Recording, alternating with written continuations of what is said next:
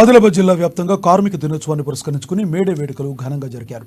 పలు కార్యాలయాల వద్ద ఎర్ర జెండాలు రెపరెపలాడాయి. హక్కుల కోసం 8 గంటల పని గంటల కోసం పోరాడి అమరులైన కార్మికులు త్యాగాలను స్మరించుకున్నారు. వారి పోరాట స్ఫూర్తిని పుణికిపుచ్చుకుని హక్కుల కోసం ఐక్యంగా ఉద్యమించాలని నినదించారు.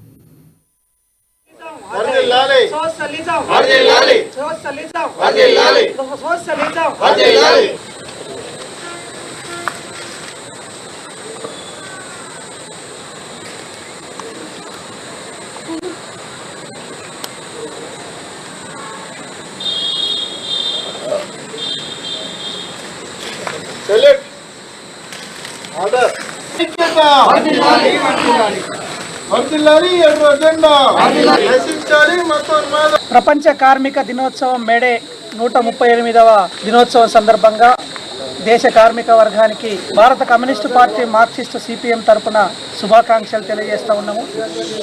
నాడు 8 గంటల పనిదినం కోసం 1886 మే 1వ తారీఖు నాడు అమెరికా దేశంలోని చికాగో నగరంలో చేసినటువంటి పోరాట ఫలితంగా నేడు ప్రపంచవ్యాప్తంగా 8 గంటల పనిదినం అమలవుతూ ఉంది.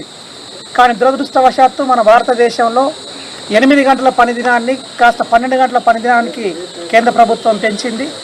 అట్లనే కార్మికులు స్వాతంత్రం కన్నా ముందు, స్వతంత్రం తర్వాత అనేక పోరాటాలు చేసి కార్మిక హక్కుల్ని సాధించుకుంటే ఆ హక్కులన్నింటినీ మొత్తంగా కాలరాసి యజమానులకు అనుగుణంగా కార్మిక చట్టాలని రద్దు చేసి యజమానులకు అనుగుణమైనటువంటి చట్టాలని రూపొందించింది.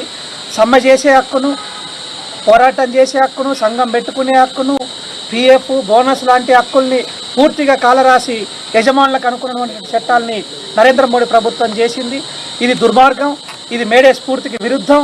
ఈరోజు మేడేను కూడా కించపరిచేటట్టు లేదా మేడేను చిన్నగా చేసి చూపేటట్టు ఈ రోజున బీజేపీ కానీ ఆర్ఎస్ఎస్ భావజాలం కలిగినటువంటి వాళ్ళు మేడేను కాకుండా ఇతరత్ర కార్యక్రమాలు నిర్వహిస్తూ మేడేను తక్కువ చేసి చూపించేటటువంటి ప్రయత్నం చేస్తున్నారు.